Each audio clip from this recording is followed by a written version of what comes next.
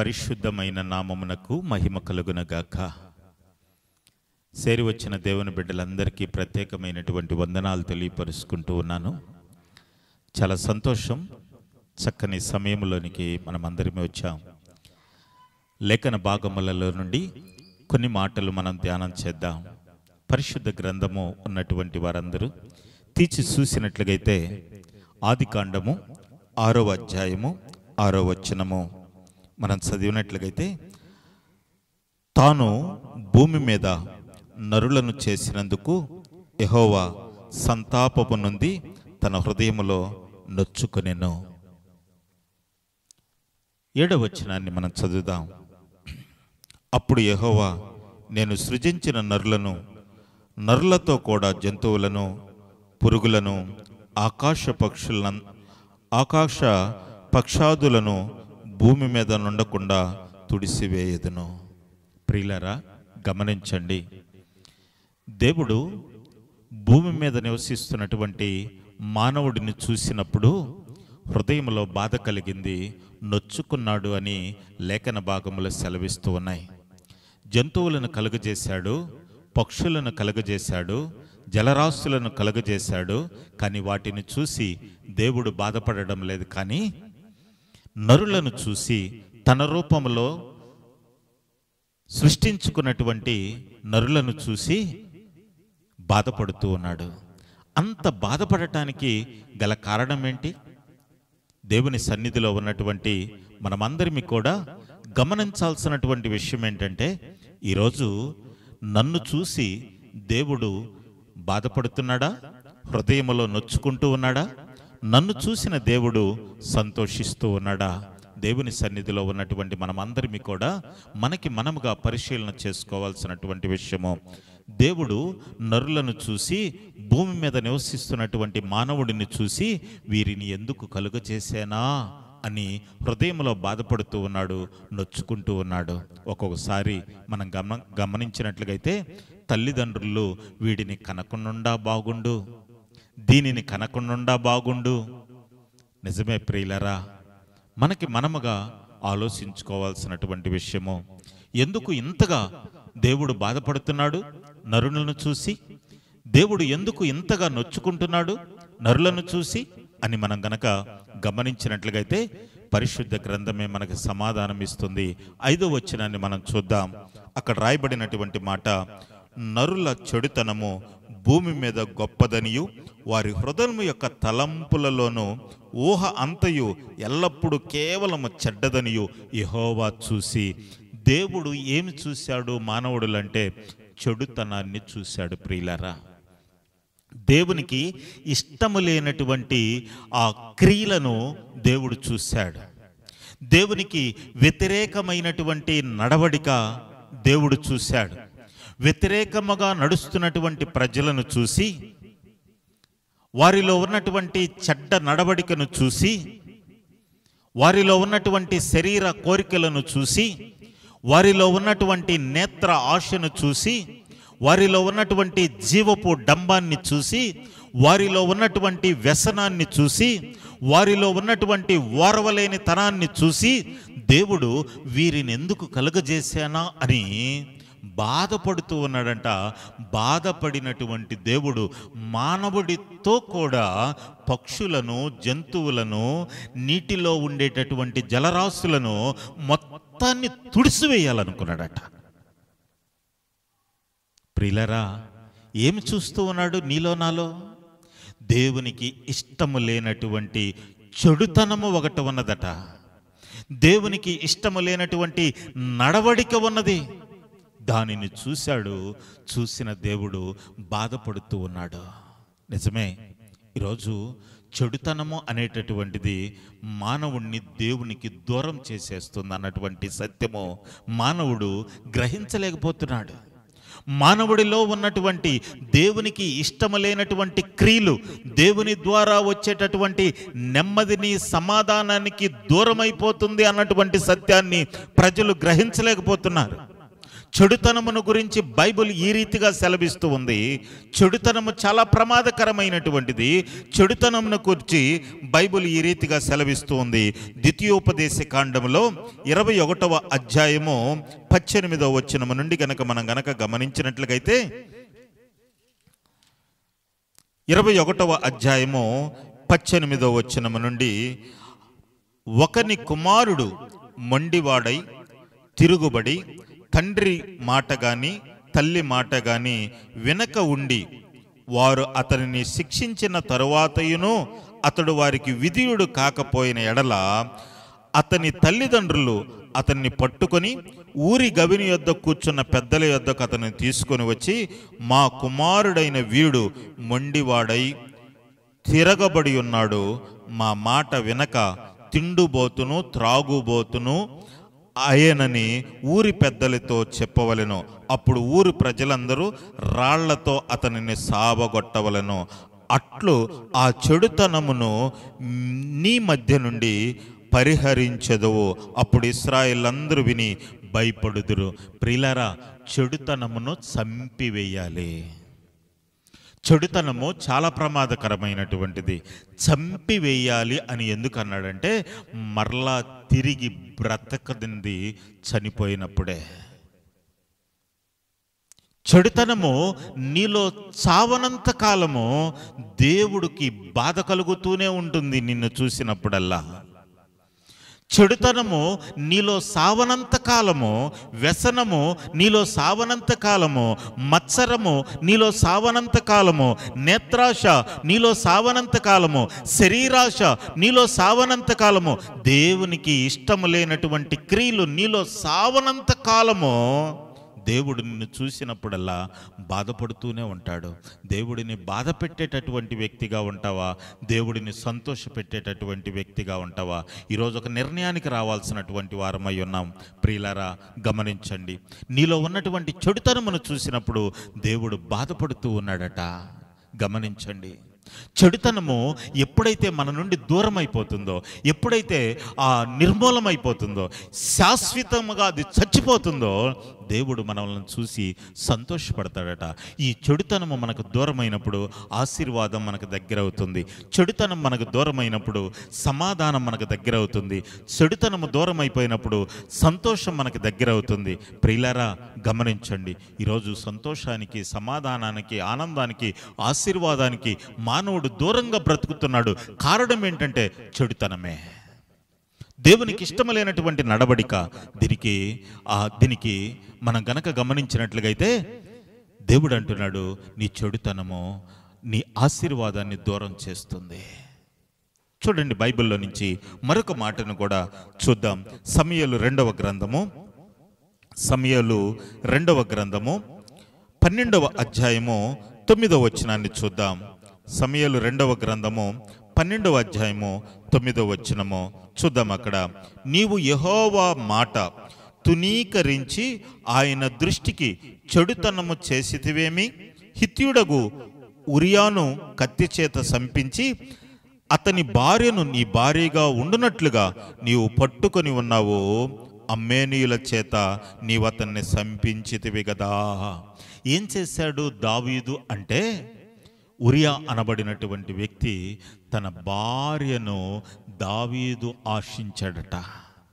ఆశించటమే కాదు, ఆశించినటువంటి స్త్రీ యొక్క భర్త ఉరియా తనను సంపించాడట. ప్రియులారా, నిజమే. ఈరోజు మనం గమనించినట్లుగైతే ప్రాణహాని అనేటటువంటిది చెడుతనము, శరీర కోరిక అనేటటువంటిది చెడుతనము. ఈ చెడుతనము చేసినటువంటి దావీదుని దేవుడు చూశాడట. ప్రియులారా, చూసిన దేవుడు అంటున్నాడు, ఈ చెడుతనము నువ్వు చేశావు కనుక 10వ వచనములు అంటాడు, నీవు నన్ను లక్ష్యము చేయక హిత్యుడగు ఉరియా భార్యను నీకు భార్యగా ఉండునట్లు తీసుకొని నందున నీ ఇంటి వారికి సదాకాలము యుద్ధము కలుగును. ఏం కలుగుతుందయ్యా అంటే, సదాకాలము దావీదు ఇంటి వారికి యుద్ధాల మీద యుద్ధాలట. ఏం కలుగుతుందంట? బాగా గమనించండి. సమాధానము లేకుండా ఒకరి మధ్యన ఒకరు పోరాటాలు కలుగుతూ ఉన్నాయి. కారణం ఏంటో తెలుసా? దావీదులో ఉన్నటువంటి చెడుతనము వారి ఇంటిలో ఉన్నటువంటి వారి మధ్యన సమాధానం లేకుండా చేస్తుంది.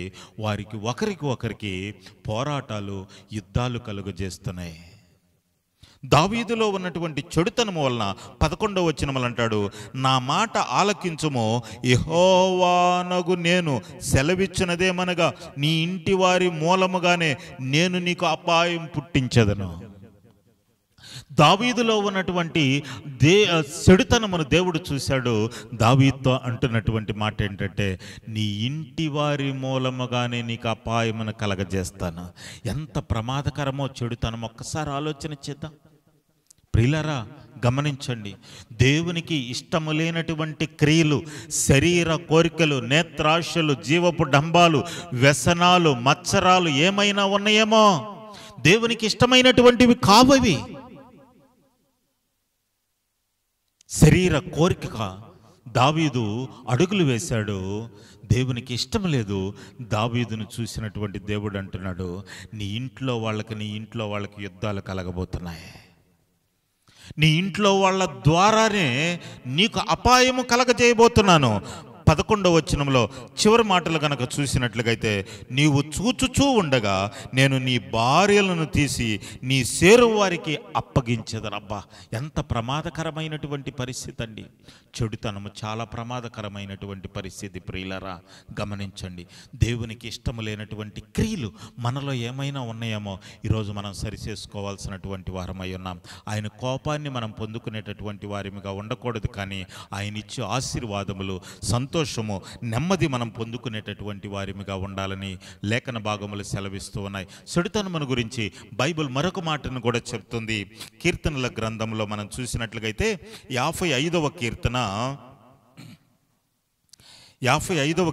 15వ వచనాన్ని మనం గనక చూసినట్లుగైతే అక్కడ ఒక చక్కని మాట రాయబడి ఉంటుంది. చూడండి, 15వ వచనము, వారికి మరణము అకస్మాత్తుగా వచ్చును గనక, ఎట్లంట, వారు పాతాళమునకు దిగిపోవుదురుగాక. చెడుతనము వారిని నివాసములో, వారిని అంతరంగమునున్నది అని బైబిల్ సెలవిస్తూ ఉంది. చెడుతనము వలన ఎవరిలో అయితే చెడుతనం ఉంటుందో, దేవునికి ఇష్టం లేనటువంటి క్రియలు ఉంటాయో, వారికి మరణము అకస్మాత్తుగా వస్తుందట. వారి మరణము సడన్గా వచ్చేసేస్తుంది. బాగా ఆలోచన చేద్దాం. ఎలా ఉన్నాం మనము? దేవునికి ఇష్టం లేనటువంటి క్రియలు మనలో ఏమైనా ఉన్నాయా?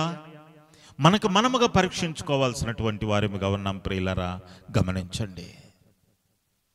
చెడుతనము చచ్చిపోవాలి. చెడుతనము ఒకవేళ గనక ఉంటే మన ఇంట్లో వాళ్ళే మనకి శత్రువులు అవుతారు. మన ఇంటి వారికి సమాధానం లేకుండా పోతుంది మన వల్ల. చెడుతనము మనలో గనక ఉంటే అకస్మాత్తుగా మరణము సంభవిస్తూ ఉంది. మరొక మాటను కూడా సొలొమోను చాలా చక్కగా రాశాడు. ఆ మాటను గనక మనం చూసినట్లుగైతే సామెతల గ్రంథము 16వ అధ్యాయము 17వ వచనంలో గనక మనం చూసినట్లుగైతే ఇలాగ రాయబడి ఉంటుంది. 16వ అధ్యాయము 17వ వచనంలో, చెడుతనము విడిచి నడుచుటయే యథార్థవంతులకు రాజమార్గము, తన ప్రవర్తన కనిపెట్టువాడు తన ప్రాణమును కాపాడుకుంటాడు. నీ ప్రవర్తన నువ్వు గనక కనిపెట్టి, ఇది దేవునికి ఇష్టమైనటువంటి ప్రవర్తన, దేవునికి ఇష్టం లేనటువంటి ప్రవర్తన అని నువ్వు కనిపెట్టి నడుచుకున్నట్లుగైతే నీ ప్రాణాన్ని నువ్వు కాపాడుకున్నటువంటి వాడు అవుతావు. అంత మాత్రమే కాదు, చెడుతనమును విడిచిపెట్టడము యథార్థవంతులకు రాజమార్గం అంట. అబ్బా, ఎంత గొప్ప మాట అండి. యథార్థవంతులు రాజమార్గంలో నడుస్తారట. నిజమే. ఈరోజు చెడుతనమును విడిచిపెట్టి యథార్థవంతమైనటువంటి మార్గంలో మనం నడుద్దాం. రాజమార్గం అని బైబిల్ సెలవిస్తూ ఉంది. ఆ చెడు మార్గమును గురించి ఇక్కడ అంటాడు, తన ప్రవర్తనను కనిపెట్టువాడు. మన ప్రవర్తన, ఎదుటి వారి ప్రవర్తనను కనిపెట్టేటటువంటి వారు చాలామంది ఉన్నారు. అయితే బైబిల్ సెలవిస్తున్నటువంటి మాట, మన ప్రవర్తనను మనం కనిపెట్టుకున్నట్లుగైతే మన ప్రాణమును కాపాడుకున్నటువంటి వాళ్ళం అవుతాం. ఈరోజు మనం ప్రాణాన్ని కాపాడుకోవాలంటే మొదట మన ప్రవర్తనను మనం కాపాడుకోవాలి. మన ప్రవర్తనను మనం కనిపెట్టుకొని ప్రవర్తించాలని లేఖన భాగములు సెలవిస్తూ ఉన్నాయి. యథార్థవంతులను గురించి వాళ్ళు రాజమార్గంలో నడుస్తూ ఉంటారట. రాజమార్గంలో నడిచేటటువంటి వారు ఎవరు చెప్పండి? అది ఏ మార్గం అంటే రాజమార్గం అట. యథార్థవంతులు మాత్రమే ఆ మార్గంలో నడుస్తాడు. యథార్థవంతులను గురించి కీర్తనకారుడు ఇలా రాస్తాడు. 11వ కీర్తన 7వ వచనంలో 11వ కీర్తన 7వ వచనంలో ఇలాగ రాస్తాడు కీర్తనకారుడు. 11వ వచనం 7వ వచనము 11వ అధ్యాయము. యెహోవా నీతిమంతుడు, ఆయన నీతిని ప్రేమించువాడు, యథార్థవంతులు ఆయన ముఖ దర్శనం చేసేదరు. యథార్థవంతులట దేవుని ముఖ దర్శనాన్ని చూస్తారట. ఎంత గొప్ప భాగ్యం అండి! యథార్థంగా జీవిస్తూ ఉన్నావా? చెడుతనమును చంపివేసావా? చెడుతనమును చంపివేయకపోతే, దేవునికి ఇష్టం లేనటువంటి క్రియలు నీలో గనక ఉంటే నీ ఇంట్లో వాళ్ళకి యుద్ధాలు కలుగుతాయని లేఖన భాగంలో సెలవిస్తూ ఉన్నాయి. చెడుతనము నీలో గనక దూరం అయిపోకపోతే నీ ఇంట్లో వాళ్ళ మూలంగానే నీకు అపాయం కలుగుతుందని లేఖన భాగంలో సెలవిస్తూ ఉన్నాయి. చెడుతనమును విడిచిపెట్టేసి యథార్థమైనటువంటి మార్గంలో నడిచినట్లుగైతే అది రాజమార్గము నీకని లేఖన భాగములు సెలవిస్తూ ఉన్నాయి. యథార్థవంతులను గురించి బైబిల్ చక్కగా ఇక్కడ రాయబడినటువంటి మాట, యథార్థవంతులట ఆయన ముఖ దర్శనాన్ని చూస్తారట. దేవునికి స్తోత్రం చేద్దామా? హల్లెలూయా. సొలొమోను గారు ఒక మాట రాస్తారు 11వ అధ్యాయం 3వ వచనంలో చూడండి. సామెతల గ్రంథము 11వ అధ్యాయము 3వ వచనము చూడండి. బైబిల్లో నుంచి 3వ వచనం నేను చదువుతాను. యథార్థవంతుల యథార్థత వారికి త్రోవ చూపించును. యథార్థంగా గనక ఉంటే ఆ యథార్థతే నీకు మంచి మార్గాన్ని చూపిస్తూ ఉంటుంది. దేవునికి స్తోత్రం చేద్దామా? హల్లెలూయా. ప్రియులారా గమనించండి, యథార్థవంతుల యథార్థత వారికి త్రోవ చూపిస్తూ ఉంటుందట. ఈరోజు యథార్థవంతులముగా మనం ఉన్నామా? యథార్థవంతుడను నీతిమంతుడను చెడుతనమును విసర్జించినటువంటి వాడు భూమి మీద అతని వంటి వాడు ఎవడనూ లేడని యోబును గురించి దేవుడే సాక్ష్యం పలుకుతూ ఉంటాడు. మొదటి అధ్యాయం 8వ వచనంలో గనక మనం చూసినట్లుగైతే అతడు యథార్థవంతుడట, చెడుతనమును విసర్జించినటువంటి వాడట, భూమి మీద అతని వంటి వాడు ఎవ్వడనూ లేడని లేఖన భాగములు సెలవిస్తూ ఉన్నాయి. ప్రియులారా, కష్టాలు వచ్చినాయి, యథార్థతను విడిచిపెట్టలేదు. బిడ్డలు దూరం అయిపోయారు, యథార్థతను విడిచిపెట్టలేదు. ఆస్తులు దూరం అయిపోయినాయి, యథార్థతను విడిచిపెట్టలేదు. విడిచిపెట్టనటువంటి ఆ యోబుని దేవుడు చూశాడు. దేవుడు చూసి 42వ అధ్యాయము 15వ వచనములో చూసినట్లుగైతే, యోబు గ్రంథము 42వ అధ్యాయము 12వ వచనము, యెహోవా యోబును మొదట ఆశీర్వదించిన దానికంటే మరీ అధికముగా ఆశీర్వదించను. దేవునికి స్తోత్రం చేద్దామా? కష్టం వచ్చిన యథార్థతను విడిచిపెట్టలేదు, నష్టం వచ్చిన యథార్థతను విడిచిపెట్టలేదు, శ్రమలు కలిగిన యథార్థతను విడిచిపెట్టలేదు, వ్యాధులు వచ్చిన యథార్థతను విడిచిపెట్టలేదు. యథార్థతను విడిచిపెట్టనటువంటి యోబును చూసి మొదట ఆశీర్వదించిన దానికంటే యోబును మొదట ఆశీర్వదించిన దానికంటే మరీ అధికముగా ఆశీర్వదించనని బైబిల్ సెలవిస్తుంది. ఈరోజు మొదట ఆశీర్వదించబడిన దానికన్నా అత్యధికమైనటువంటి ఆశీర్వాదమును పొందుకోవాలంటే యథార్థతను కాపాడుకోవాలని లేఖన భాగములు సెలవిస్తూ ఉన్నాయి. ఆదికాండంలో మనం గనక చూసినట్లుగైతే 7వ అధ్యాయం 1వ వచనంలో గనక మనం చూసినట్లుగైతే అక్కడ ఒక వ్యక్తి మనకు కనిపిస్తూ ఉంటాడు.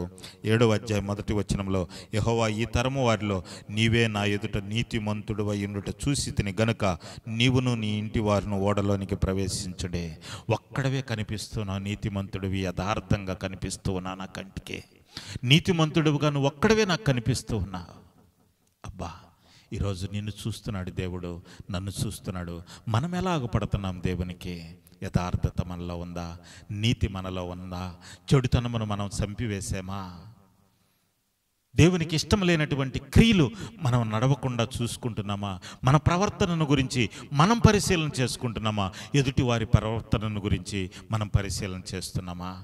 మన ప్రవర్తనను గురించి మనం పరిశీలన చేసుకున్నట్లయితే మన ప్రాణాన్ని మనం కాపాడుకున్నటువంటి వాళ్ళం అవుతాము. దేవునికి ఇష్టమైనటువంటి వ్యక్తులముగా ఉంటాము. దేవుడిని సంతోషపెట్టినటువంటి వ్యక్తులముగా ఉంటాము. దేవునిని సంతోషపెట్టినట్లయితే దేవుని ద్వారా వచ్చేటటువంటి ఆశీర్వాదములు నువ్వు నీ కుటుంబము పొందుకొనుగాక. ఆమేన్.